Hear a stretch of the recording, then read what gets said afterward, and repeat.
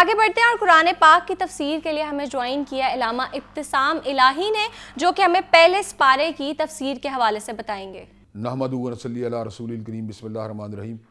Madam, میں آپ کا شکریہ ادا کرتا ہوں کہ آپ نے مجھے رمضان المبارک کے ماہ مبارک کے حوالے سے اپنی گزارشات کو ناظرین کے سامنے پیش کرنے کا موقع جو ہے رکھا ہے میرے لیے، مجھے اپرچونٹی دی ہے کہ میں اپنی گزارشات کو ان کے سامنے رکھ سکوں۔ اللہ تعالیٰ جو ہے وہ رحمت فرمانے والے ہیں، اور ان کی رحمت جو ہے وہ ان کے غضب کے پر غالب ہے۔ اللہ تبارک و تعالیٰ اپنے بندوں کا بہت مہربان ہے، دنیا کے اندر بھی اور آخرت کے اندر بھی۔ اللہ تعالیٰ کی رحمت کی ایک بہت بڑی دلیل یہ ہے کہ اللہ تعالیٰ نے جو کل قیامت کے دن میزان قائم کیا، اس کے اندر جو دایاں پلڑا ہے اس میں 1 کو 10 سے ملٹیپلائی کر کے نیکیوں کو ڈالا جائے گا، جبکہ گناہوں کو ایک اکائی اور ایک اینٹی کی تھے تولا جائے گا۔ اس کے بعد فاما من ثقلت موازینہ فہو فی عیشۃ راضیہ، جس کا دایاں پلڑا بھاری ہوگا وہ جنت میں چلا جائے گا، اور جس کا بایاں پلڑا بھاری ہوگا وہ جہنم میں چلا جائے گا۔ اللہ تبارک و تعالیٰ اپنے بندوں کو جو ہے نہ ان کے کفر پر راضی ہیں، نہ ان کو عذاب دینے پر راضی ہیں، لیکن کئی لوگ ایسے ہوتے ہیں جو اپنی بد نصیبی، اپنی بدبختی اور اپنی بدعمالیوں کی وجہ سے اللہ تبارک و تعالیٰ کے غضب کے جو ہیں وہ حقدار بن جاتے ہیں۔ اللہ تبارک و تعالیٰ نے انسانوں میں بہت بڑی کرم نوازی کی کہ ان کی ہدایت کے لیے انبیاء علیہ السلام کو مبعوث کیا اور ان پر اپنی کتابوں کا نزول فرمایا۔ یہ کتابیں جو تھیں ان میں لائف گزارنے کا پورا کوڈ موجود تھا، ان میں انسانی زندگی کے اتار و چڑھاؤ کے حوالے سے مکمل گائیڈنس جو تھی ان کتابوں کے اندر موجود تھی۔ سب سے آخر میں اللہ تعالیٰ نے بہت بڑی کرم نوازی یہ کی کہ نبی مہرباں حضرت محمد کریم صلی اللہ علیہ وسلم کو انسانیوں کی گائیڈنس کے لیے مبعوث فرمایا، اور آپ کی ذات اقدس پر اللہ نے اپنے آخری کلام یعنی قرآن مجید کا نزول فرما دیا۔ اور اللہ تعالیٰ فرماتے ہیں انا نحن نزلنا الذکر وانا لہ لحافظون، بے شک میں نے ہی ذکر کو نازل کیا اور میں ہی اس کی حفاظت کرنے والا ہوں۔ اور حفاظت کے جو طریقے ہوتے ہیں ان میں سے اللہ تعالیٰ نے جو ہے جہاں پر ایک طبعی طریقہ جو ٹریڈیشنل تھا وہ چل رہا تھا، اس کے ساتھ ساتھ ایک اور طریقہ اللہ نے یہ اختیار کیا، بل ہوا آیات بینات فی صدور الذین اوتوا العلم، کہ اللہ تعالیٰ نے اس کتاب کو انسانوں کے سینوں میں محفوظ کر دیا۔ اب آپ تراویح کے اندر اس بات کو دیکھ سکتے ہیں کہ حافظ کو معمولی سی غلطی لگتی ہے تو لقمہ دینے کے لیے بھی یہ سامنے موجود ہوتا ہے، جو اس بات کی بین دلیل ہے کہ اللہ تعالیٰ کی کتاب رہتی دنیا تک نہ صرف یہ کہ صفحات اور جلدوں کے درمیان محفوظ ہے، بلکہ اللہ تعالیٰ نے اس کی حفاظت کے لیے انسانوں کے دلوں کو بھی منتخب فرما لیا ہے۔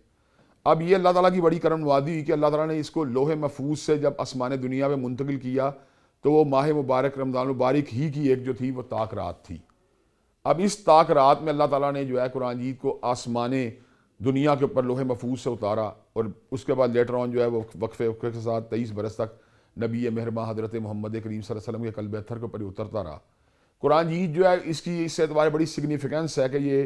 تاریخ کا ایک سب سے بڑا واقعہ جس نے انسانی زندگی کے اندر ایک بہت بڑا انقلاب رونما کیا، اور اللہ تعالیٰ کی گائیڈنس جو ہے انسانوں کو اس طرح حاصل ہوئی کہ جہاں تک تعلق ہے معتقدات کی بات کا، جہاں تک تعلق ہے عبادات کے معاملات کا، یا آپ کے زندگی گزارنے کے جو اصول و ضوابط ہیں، ان کو اللہ تعالیٰ نے اس کتاب میں بالکل تفصیل کے ساتھ جو ہے نا واضح فرما دیا۔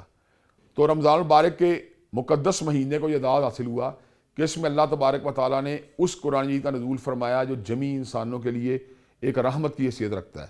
اللہ تعالیٰ فرماتے ہیں یا ایھا الناس قد جاءتکم موعظۃ من ربکم وشفاء لما فی الصدور، اے لوگو تم تک تمہارے رب کی نصیحت آ پہنچی ہے تو جینے کے جتنے روگ ہیں ان سب کے لیے شفا ہے۔ قل بفضل اللہ وبرحمتہ فبذلک فلیفرحوا ھو خیر مما یجمعون، آپ فرما دیجئے کہ اللہ تبارک و تعالیٰ کے فضل اور اس کی رحمت کے ساتھ اس کے ساتھ جو ہے نا انسانوں کو اور مومنین کو خوشیاں حاصل ہوں گی، اور یہ ہر اس چیز سے بہتر ہے جس کو انسان اکٹھا کرتے ہیں۔ تو یہ اللہ تعالیٰ کی رحمت جو ہے، اللہ تعالیٰ نے اس کو جو ہے نا قرآن مجید کی شکل میں حضرت رسول اللہ صلی اللہ علیہ وسلم قلب اطہر میں نازل فرمایا ہے۔ ایک اور مقام پہ اللہ کو یوں بات ارشاد فرماتے ہیں وَنُنَزِّلُ مِنَ الْقُرْآنِ مَا هُوَ شِفَاءٌ وَرَحْمَةٌ لِّلْمُؤْمِنِينَ، ہم نے قرآن مجید کو نازل کیا جس میں شفا بھی ہے اور رحمت بھی ہے اہل ایمان کے لیے۔ تو رمضان المبارک کو اس لیے ماہ رحمت یا برکت والے جو ہے مہینہ سمجھا جاتا ہے کہ اس میں اللہ تعالیٰ نے اس کتاب کا نزول فرمایا جو انسانوں کے لیے باعث رحمت ہے، یعنی انسانوں کے لیے ایک پرسکون زندگی گزارنے کے جملہ لوازمات جو ہیں وہ اس کتاب حمید میں طے کر دیے گئے ہیں۔ جب ہم اس کتاب کے مضامین کے اوپر فوکس کرتے ہیں، جب اس کی تلاوت کرتے ہیں، جب اس کے اوپر غور و فکر کرتے ہیں، یہ بات سمجھ میں آتی ہے کہ انسان اس کے بغیر بالکل ادھورا ہے، اور انسان اگر اللہ تبارک و تعالیٰ کی گائیڈنس کے بغیر فقط اپنی خواہش نفس کی پیروی کرنا شروع ہو جائے تو اس کو کبھی بھی منزل نہیں مل سکتی۔ عقل انسانی جس کو بہت سے لوگ بہت ہی ایک یعنی بلند اللہ تعالیٰ کی نعمت سمجھتے ہیں، اور حقیقت میں ہے بھی بہت اللہ تعالیٰ کی نعمت، در حقیقت وہ عقل بھی ہدایت اور ظلمت کے درمیان فرق کرنے سے قاصر ہے۔ اگر عقل مجرد جو تھی اس کے اندر صلاحیت موجود ہوتی کہ وہ ہدایت اور ظلمات کے درمیان یا اندھیرے اجالے کے درمیان یا اونچ اور نیچ کے درمیان یا شرک اور توحید کا فرق کرنے کی پوزیشن میں ہوتی تو میں یہ بات سمجھتا ہوں اللہ تبارک و تعالیٰ انبیاء علیہ السلام کے اوپر وحی کا نزول فرمائے بغیر بھی انسانوں کو گائیڈ کر سکتے تھے، لیکن اللہ تبارک و تعالیٰ اس بات کو جانتے تھے کل کے اندر ایک یعنی ایک اس کی لمیٹیشنز ہیں، اس کے اندر یعنی ایک اس کے اندر تحدید ہے، اس کی روشنی میں انسان کبھی بھی اپنے لیے جو ہے نا وہ راستہ اس کا تعین نہیں کر سکتا جو راستہ اللہ تبارک و تعالیٰ کو پسند ہے۔ اب اگر آپ حلال و حرام کے اوپر غور کریں تو ہم اس بات کو سمجھ سکتے ہیں کہ کئی جانور اللہ تعالیٰ نے ان کو جو ہے نا حلال کیا، کئیوں کو حرام کیا ہے، تو حلال و حرام کے جو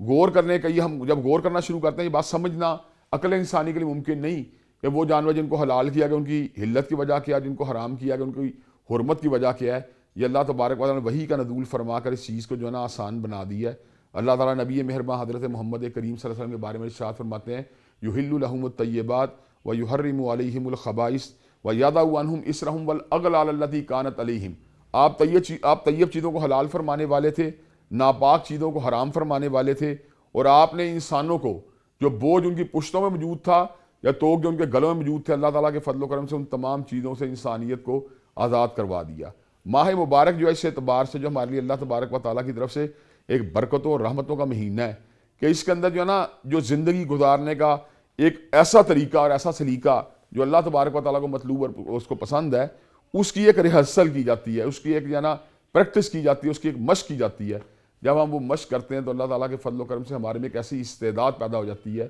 ایسی صلاحیت پیدا ہو جاتی ہے کہ ہم زندگی کے باقی ماندہ ایام کے دوران اللہ تبارک و تعالیٰ کی ول کے سامنے، اس کے احکامات کے سامنے، اس کی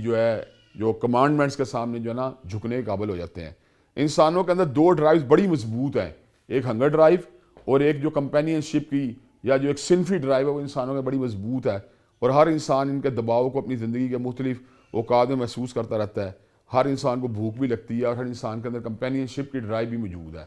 لیکن اللہ تبارک و تعالیٰ نے رمضان المبارک کا مہینہ ایک ایسا مہینہ بنایا جس کے اندر حلال جو آپ کی بھوک ہے اس کو بھی دبانا پڑتا ہے اور حلال آپ کی جو کمپینین شپ کی ڈرائیو ہے اس کو بھی دبانا پڑتا ہے۔ ایک ہے زنا کاری جو کہ حرام ہے، ایک جو غیر محرم عورت سے شناسائی جو ہے وہ حرام ہے، اسی طرح آپ کے جو ناجائز صنفی تعلقات ہیں وہ حرام ہے، لیکن جو ایک نکاح کا تعلق ہوتا ہے اس کے بعد میاں بیوی جو ہوتے ہیں ہن لباس لکم وانتم لباس لہن، وہ ہمارے لیے ایک لباس کی حیثیت رکھتے ہیں اور مرد ان کے لیے ایک لباس کی حیثیت رکھتے ہیں، لیکن اللہ تعالیٰ نے عارضی طور پہ روزہ رکھنے کے بعد جو ہے نا مرد و زن کو ایک دوسرے سے نہ قریب جانے سے منع کر دیا ہے تاکہ وہ اپنی خواہش نفس کے اوپر جو جائز تھی اس کے اوپر اللہ تعالیٰ کی رضا کے لیے قابو پا سکیں۔ اب کھانا پینا عام اوقات میں حلال ہوتا ہے بندے کے لیے، بندہ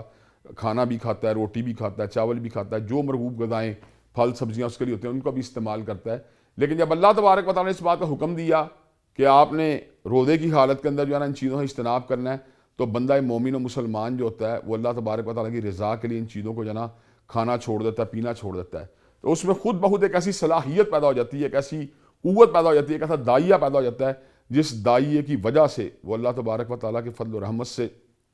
ان چیزوں کے اوپر اوور کم کرنا شروع کرتا ہے جن کو اللہ تعالیٰ نے ادروائز حلال کیا ہوتا ہے۔ اب آپ اس بات کو غور کریں، ایک چیز ہے جو آپ کے لیے جائز تھی لیکن آپ نے اللہ تعالیٰ کے حکم کے اوپر جب اس کو کھانا چھوڑ دیا تو ایک ایسی چیز جو آپ کے لیے جائز تھی اس کو اللہ نے مستقل طور پہ حرام کیا ہوا ہے، آپ اس کے خلاف بھی جو ہے نا یہ اس کے اوپر جو ہے نا اس کے مقابلے رسک کرنے کے قابل ہو جائیں گے۔ پھر آپ کے دن میں اگر میں اللہ تعالیٰ کے حکم کے اوپر جو اپنی بیوی کا جانا چھوڑ سکتا ہوں تو کیا میں اللہ تعالیٰ کے حکم کے اوپر زنا کاری سے نہیں باز آ سکتا؟ جب میں اللہ تعالیٰ کی رضا کے لیے کھانے پینے سے باز آ سکتا ہوں تو کہ میں اللہ تبارک و تعالیٰ کے حکموں کے اوپر جو ہے عمل کرتے ہوئے جو ہے وہ حرام کھانے سے میں اجتناب نہیں کر سکتا، سود سے اجتناب نہیں کر سکتا، شراب سے اجتناب نہیں کر سکتا؟ چنانچہ اسی لیے اللہ تعالیٰ نے قرآن مجید میں یہ بات کہی ہے یا ایھا الذین آمنوا کتب علیکم الصیام کما کتب علی الذین من قبلکم لعلکم تتقون، کیا ایمان والو تمہارے اوپر روزے اس طرح فرض کیے گئے اس طرح تم سے پہلے لوگوں پر فرض کیے گئے، اور مقصد کیا ہے؟ مقصد یہ ہے کہ تم تقوی والے بن جاؤ۔ تقویٰ کس چیز کا نام ہے؟ تقویٰ بنیادی طور پہ اپنی خواہشات کو دبانے کا نام ہے، اللہ کی رضا کے لیے ان چیزوں سے بچ جانے کا نام ہے